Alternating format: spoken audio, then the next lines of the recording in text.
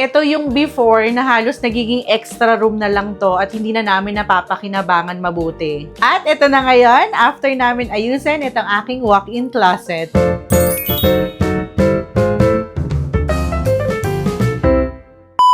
Naisipan nga naming bigyang buhay itong aming extra room kaya para magawa namin yon, namili na kami ng mga pang-organize dito sa IKEA. Medyo marami nga kaming pinamili kaya inabot yung bill namin ng 22,000. Bumili kami ng cabinet, organizer, salamin, yung buong shopping vlog nasa aming YouTube channel na. At nagsimula na kaming mag-DIY. Actually, idea nga to ni Daddy O at instead magbayad daw kami ng tao, siya na lang daw ang gagawa. Siya na rin nag-assemble ng drawers, cabinets, nagkabit ng racks.